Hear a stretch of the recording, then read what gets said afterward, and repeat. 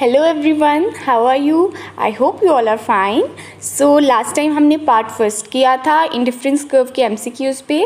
आज हम लेके आए हैं part second. Okay, so please ये पार्ट भी देखने से पहले आप गो चेक आउट और वीडियोज़, उसमें आप फर्स्ट पार्ट देखिए। ओके, एंड अदर वीडियोज़ भी ज़रूर देखिएगा। तो स्टार्ट करते हैं आज का video. First question, assumption of ordinality theory of consumers behavior means that utility can be। तो हमने लास्ट वीडियो में भी ये चीज़ डिस्कस की थी कि ऑर्डिनल थ्योरी जो है वो हिक्स और एलन ने दी है, और उनके अकॉर्डिंग जो है कंजप्शन जो होती है कंज्यूमर्स की यूटिलिटी का बिहेवियर जो होता है वो क्या कर सकते हैं हम, वो हमेशा रैंक होगा। ठीक है, ऑर्डिनल थ्योरी में रैंक बेस्ड होती है यूटिलिटी, और कार्डिनल थ्योरी में क्या होती है, मेजरमेंट होती है, मेजर कर सकते हैं हम यूटिलिटी को। रैंक बेस्ड मतलब आपको पता होगा जैसे हम किसी भी चीज़ को गुड बैड में कंसिडर करते हैं। ओके, और मेजर में 1 2 3 देते हैं हम। Next question, according to modern approach of consumers behaviour, option c is the right answer. जो मॉडर्न अप्रोच है कंज्यूमर बिहेवियर की, उसके अकॉर्डिंग जो है यूटिलिटी जो है वो कार्डिनल नंबर्स में नहीं होती, उसको हम ऑर्डिनल में लेते हैं। उसको क्या करते हैं हम, इट कैन बी रैंक।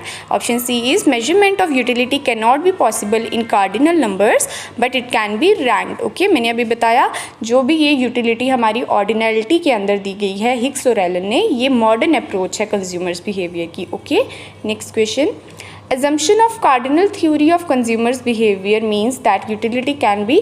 तो कार्डिनल थ्योरी क्या बोलती है, utility can be measured। Option a. Cardinal approach to utility was given by, जो हमारी ऑर्डिनल यूटिलिटी की अप्रोच थी वो दी थी हिक्स और एलन ने। तो कार्डिनल अप्रोच किसने दी है, ऑप्शन सी मार्शल ने। ओके, और जो ये यूटिलिटी होती है फ्रेंड्स, यूटिलिटी को हम किस में मेजर करते हैं, जो मतलब टर्म्स होती है यूटिलिटी की वो होती है utils. Okay, UTILS, utils. Next question, indifference curve is always, जो इंडिफरेंस कर्व होता है वो हमेशा क्या होता है, नेगेटिवली स्लोप्ड। ओके, हमें पता है कि वो कन्वेक्स टू ओरिजिन होता है और वो नेगेटिवली स्लोप्ड होता है, from left to right. Okay, downward sloping, तो ये नेगेटिवली स्लोप्ड है।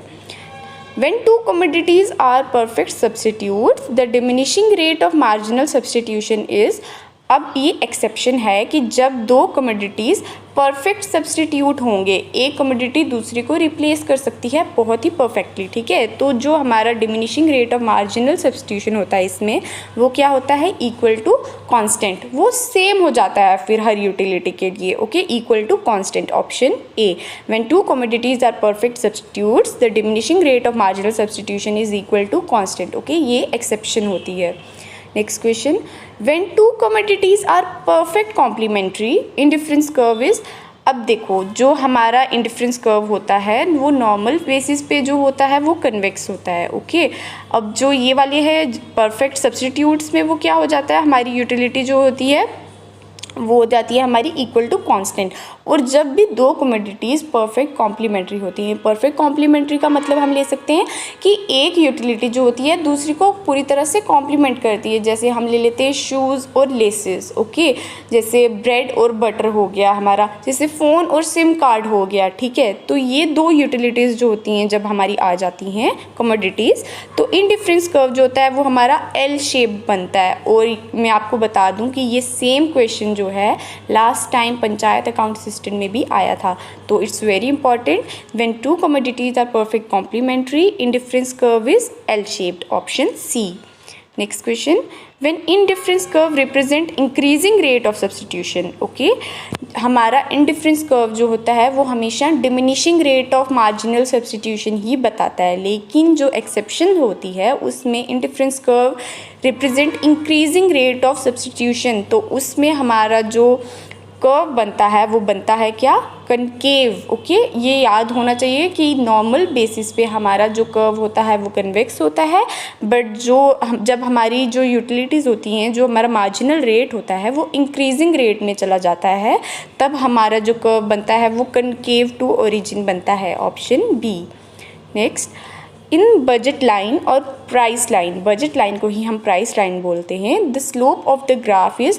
अब बजट लाइन क्या हो गया, बजट लाइन वो हो गया कि उतना एक कंज्यूमर कितने अपनी इनकम में कितनी अपनी यूटिलिटी, अपनी प्रेफरेंसेस को मीट कर सकता है, उसकी अपनी पूरी इनकम में वो कितनी अपनी प्रेफरेंस को मीट कर सकता है, अपनी यूटिलिटी को मीट कर सकता है, उसमें जो ग्राफ बनता है उसको हम बजट लाइन बोलते हैं। ओके, और जो बजट लाइन या प्राइस और जो बजट लाइन होती है, इसमें जो हमारा स्लोप बनता है ग्राफ में, वो क्या होता है, नेगेटिव स्लोप होता है। Okay, budget line is called एक पॉइंट जहाँ पे इंडिफरेंस कर्व हमारा बजट लाइन को टच करता है। ओके, वो पॉइंट को हम क्या बोलते हैं, कंज्यूमर इक्विलिब्रियम। ओके, ये वो पॉइंट होता है जहाँ पे वो कंज्यूमर जो होता है अपनी बेस्ट इनकम से अपना मैक्सिमम खर्चा कर सकता है। ठीक है, तो उस पॉइंट को हम कंज्यूमर इक्विलिब्रियम बोलते हैं।